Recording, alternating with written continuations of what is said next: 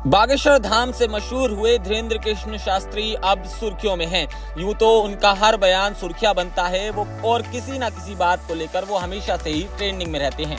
अब उनकी हिंदू जोड़ो यात्रा पूरी तरह से सुर्खियों में है।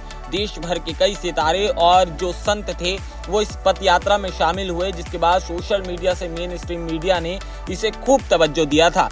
अब एंटरटेनमेंट जगत से धीरेन्द्र कृष्ण शास्त्री तक पूरी तरह से तहलका मच चुका है, और इन सब के बीच बाबा ने एक लाइव इंटरव्यू दिया है और जिसमें मजेदार अंदाज में सवाल पूछा गया है एंकर की तरफ से। एंकर ने धीरेन्द्र शास्त्री से पूछा कि आखिरकार घोड़ी कब चढ़ेंगे, तो शास्त्री ने बोला कि घुमा फिराकर आप तो ब्याह पर ही आएंगे। एंकर ने हंसते हुए जवाब दिया कि मैं भी शादीशुदा हूँ, तो आपको क्या रोता हुआ दिखाई दे रहा हूँ? मैं भी तो हंस ही रहा हूँ। इसके बाद बाबा ने हंसते हुए अंदाज में कहा कि हंसी भी दो तरीके की होती है, एक असली और एक दिखावे वाली।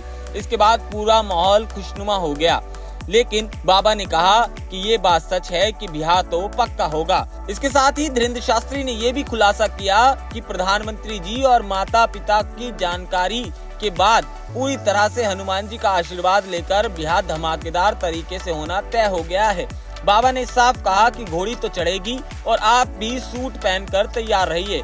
अब एंटरटेनमेंट वाला पल सोशल मीडिया पर पूरी तरह से ट्रेंड कर रहा है। इस खबर से फैंस और एंटरटेनमेंट जगत में बहुत धमाका मचा है। आपको बता दें, सोशल मीडिया पर लगातार हैशटैग धार्मिक शादी और बागेश्वर धाम सरकार ट्रेंड कर रहा है, और फैंस भी बेसब्री से इंतजार कर रहे हैं, और इसके साथ ही बाबा के भक्त भी उनकी शादी के लिए बेसब्र दिखाई दे रहे हैं।